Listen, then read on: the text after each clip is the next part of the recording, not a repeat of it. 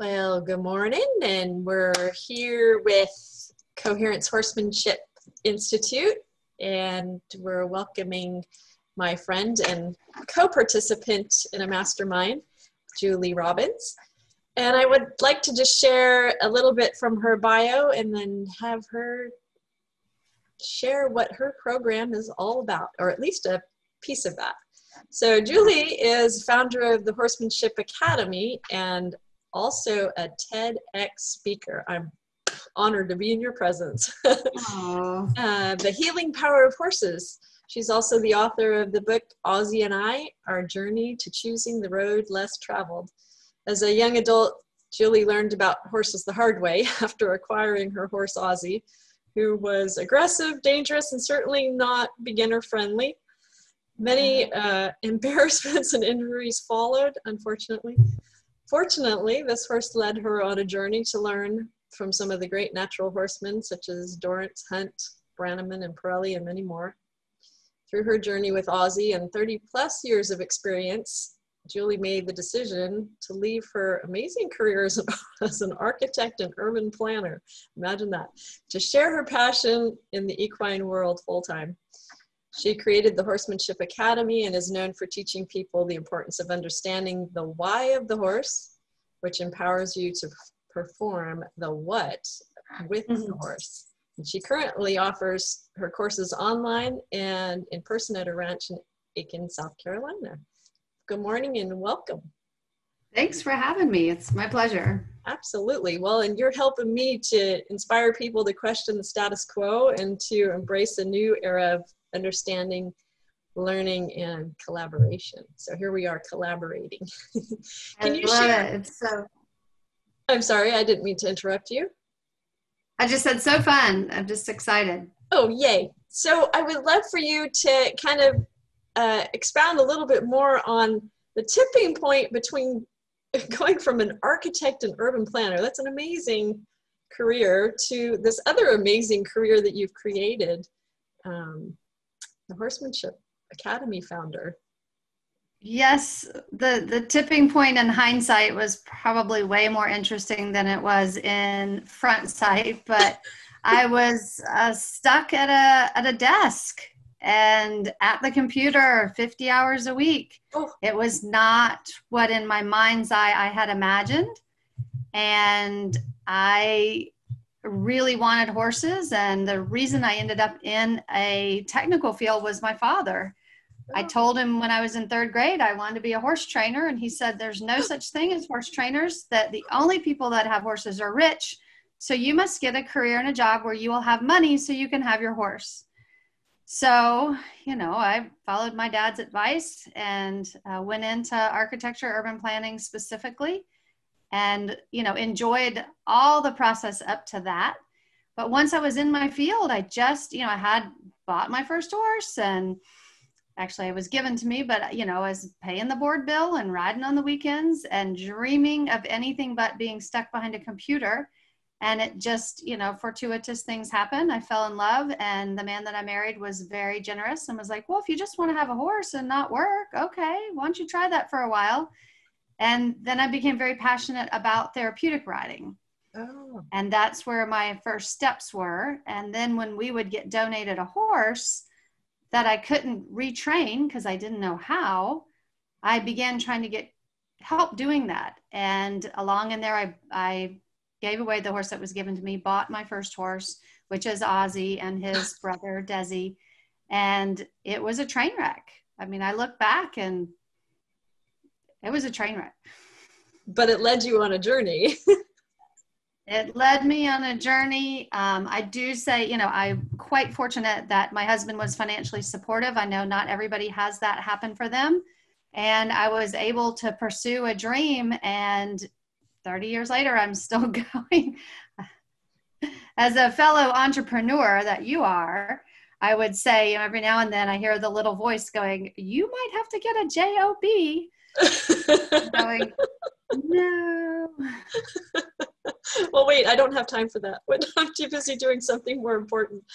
So can you tell us, the Horsemanship Academy, what is the focus of your teaching there? The focus is really, number one, to create awareness. I truly believe that if people knew better, they would do better if they knew different. And by creating the awareness, my goal is to create the curiosity in people to help horses have, just in general, a better life in domestication. I believe on some level horses wanted to be domesticated 2,000 years ago, as in dogs wanted to be man's partner. And I really feel like we have a responsibility to give back to them. They helped shape our nation. They've won wars. The history with us is unbelievable. And I feel like now, in a time where we don't rely on the horse for basic transportation and, development of undiscovered lands, we keep them in domestication. And I feel like we owe it to them to kind of give back to them. That's kind of a deep in my heart sort of a thing. That's an amazing statement. And so I wanted to pull out something that you said in your bio, and I know that you're teaching this, is how important it is for humans to understand the why of the horse so that we can actually be competent and adept at doing the what with the horse. So can you explain a little bit more from your perspective what that means? Yes, for me, when I first started learning with horses, people told me the what. Now, I was in my late teens and early 20s. I was learning a lot of what at school. There was lots of memorization. And when people would tell me what to do with the horse, it didn't resonate inside my body. So, for example, leading a horse, take a little hold, put the chain over the nose, give him a little, what for. And as I did that, I made my stomach sick. And then the horse's reaction was very scary because I couldn't get hurt. I wasn't actually supposed to be taking riding lessons while I was in college. So I never understood why. Even as I started my own journey with horsemanship and studying with some of the greats out there, they would say, well, do this. And it never stuck until a horseman explained to me the why behind it. And ever since then, I've been able to look at the horse and figure things out because I'm always asking, how does it feel to be him? What's it like to be the horse? And then I get a clearer insight on how I can support them, how I can give them confidence, how I can help them feel relaxed, and I can encourage communication. And without asking how or why, we don't get any of those answers. So that's a completely different journey. And I really feel like, with Coherence Horsemanship Institute, we're striving to do the very same thing you are, and that is to get people to ask, why is that happening? And then how do I make that better? So you're doing exactly that by teaching people to have that as a prerequisite instead of an after effect. Yes. Yeah. Yes. I think with people like you and your institute and me and these others that will begin to influence, I hope that we can really shift our industry so it's so much more horse friendly and it allows the true gifts of the horse to come out. I do believe that is happening, and that's part of the reason why we're here talking today. So exciting. We are making strides in that direction. So if there was an outward sign that you could say, or signs that you could particularly pull out just for the viewing, listening audience that would help them to understand when there's a rift in those two things, what would they be? I teach a concept called ARC, A-R-C. I'm pretty big on acronyms, but I always ask my students, my clients, anybody that has a horse that's looking for a connection or solving a problem, like, do you have your ARC? And ARC stands for attention. Do you have your horse's attention? Is your horse relaxed? R. And are you in communication? Nice. Or vice versa, are you constantly making a correction? If you're correcting and correcting and correcting, that is a pretty good indicator that you probably have a disconnect. That and it always tends to sort of, there's lots of other things, of course, and, we can go on, but in general, just those three simple things. Are they paying attention? Are they relaxed? And are they in communication? And if you don't have all three of those, that's probably going to send you where you need to start. with your horse. Yes. Very nice. I like that acronym, ARC. Yes. So get into ARC.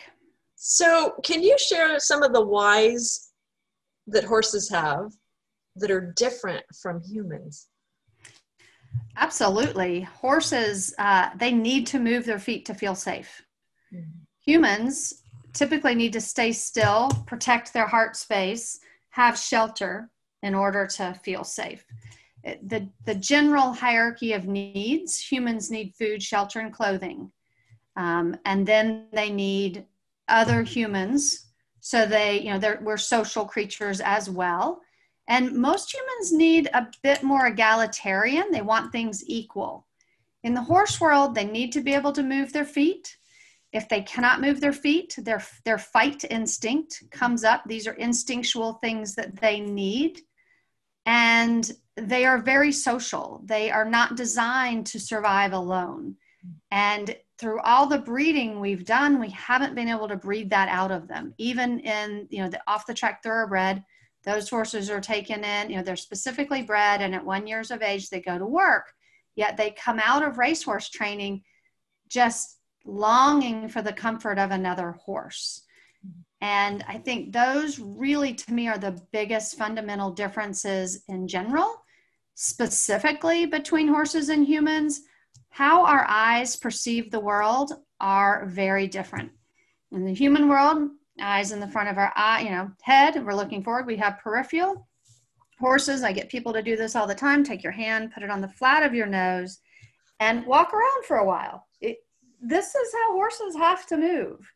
And those two differences, if you can understand that horses got to move their feet, at the same time when they move their feet, you need to feel safe and you want to stand still.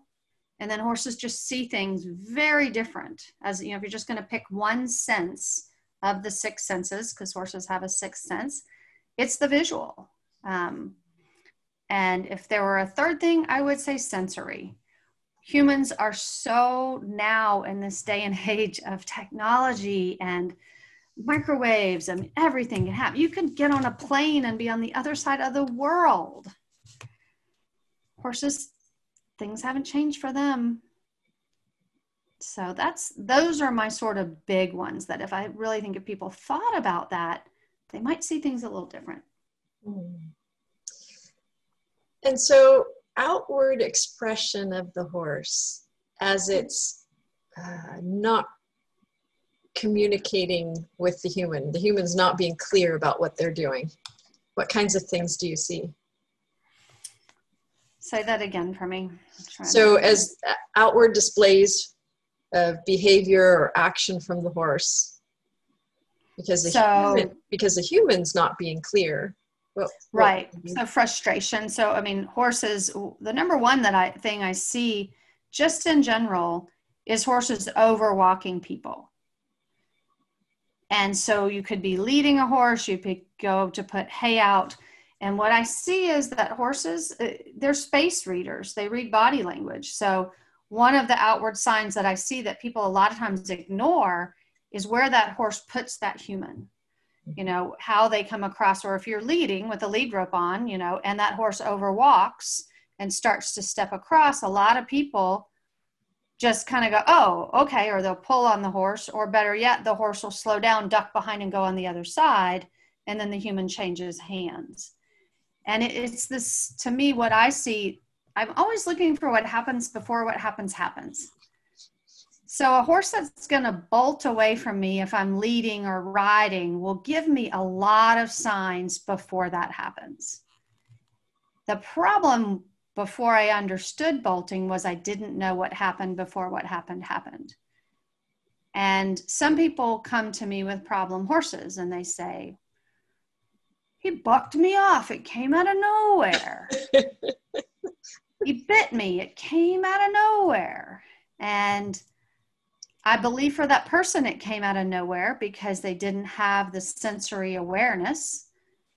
And once you start to show them the signs and you get them to say, well, okay, so he just bit you. Now, think about this situation.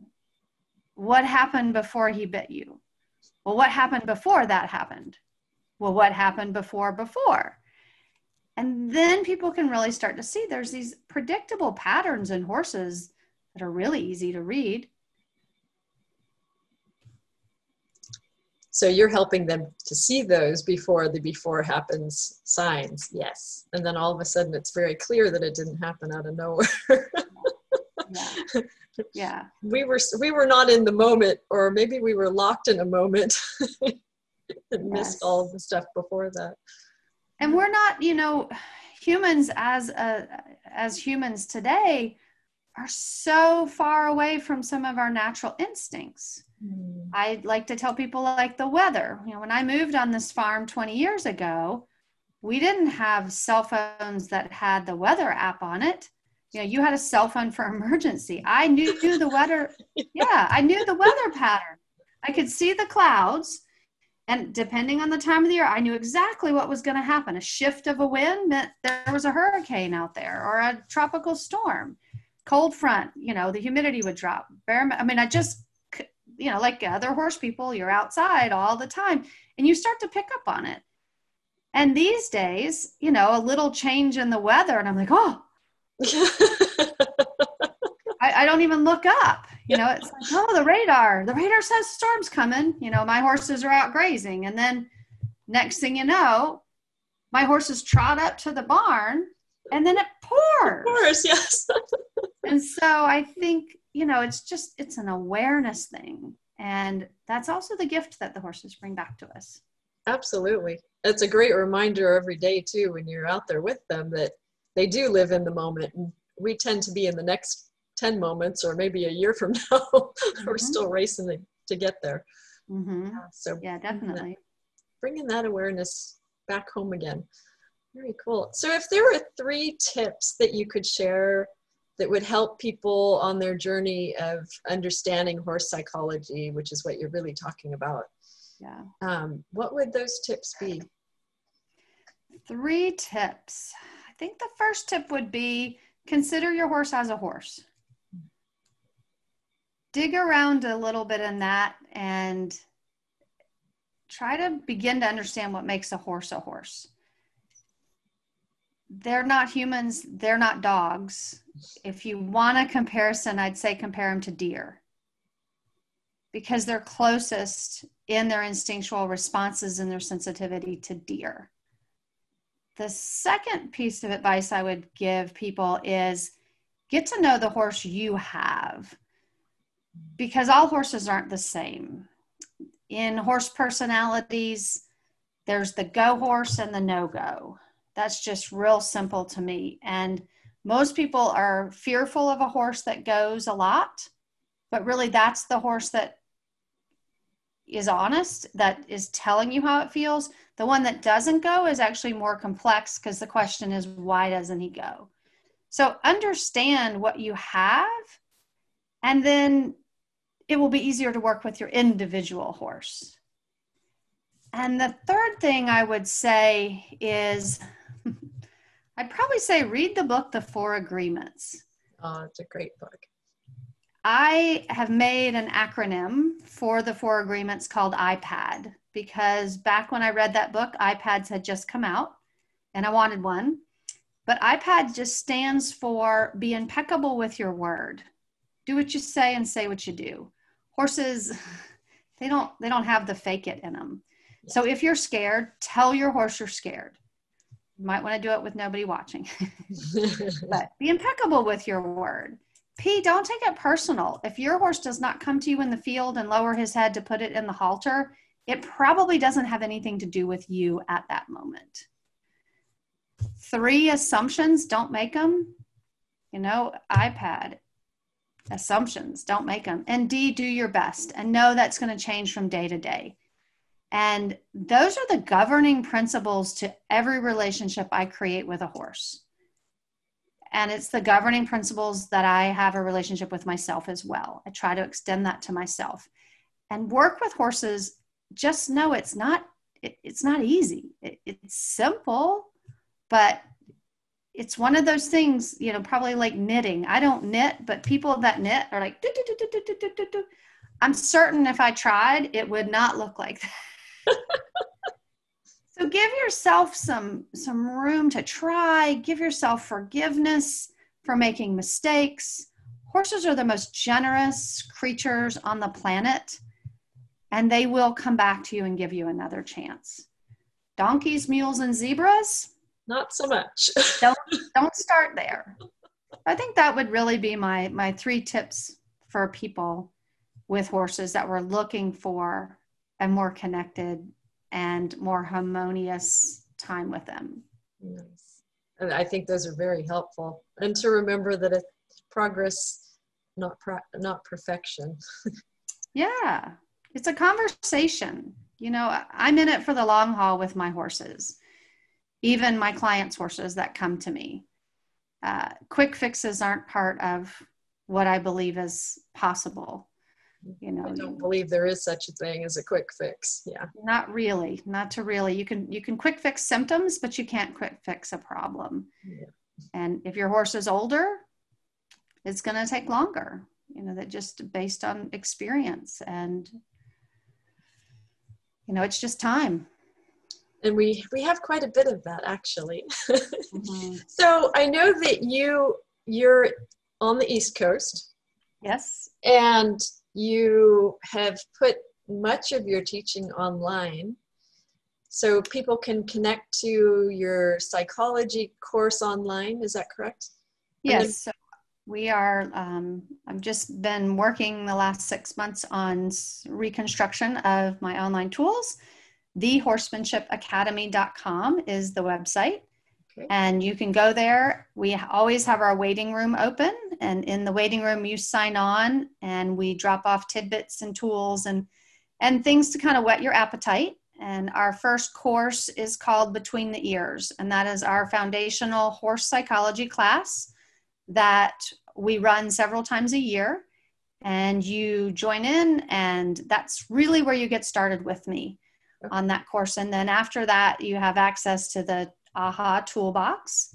AHA stands for Aiken Horsemanship Academy, which is the physical location, as well as the epiphanies that are often had as people learn horsemanship or horse common sense, things that I think kids used to learn in the barn when there were days of being a barn rat. But yeah, that's our online work, and it is continuing to grow. And with the post-COVID things, we're reworking what used to be our in-person retreats. We are redesigning those to make sure we meet safety standards and best practices with health and helping people travel. I used to travel a fair bit. I assume in 2021 I will resume some of my travel around to offer clinics and workshops and that kind of thing. But nice. And then do you also do assessments online, Julie? Or is I do some assessments. I'm new to that technology, and video coaching. Those things we're reworking a little bit, trying to iron out a couple of technical wrinkles just to make it easier on both ends. But yes, I do like to do assessments. People can send me video. I can answer questions on video. I can take your video and write on it and then send it back. Okay. And then I do live chats with people as well from their arena. So you have lots of ways that people can connect to you and your teaching and have personal time with you if they so desire. And we're going to embed your information and website info on the actual interview for people to see that. Is there anything else that you would like to share that we didn't touch on? I want to inspire people to get out there and act like that 12-year-old kid that always wanted that pony. Give yourself permission to play again. Braid your horse's mane, stick flowers in it. Take your lunch out and let your horse graze while you eat at a picnic table. Just put the joy back in of hanging out with your horse. And I think you'd be surprised at what your horse gives back to you.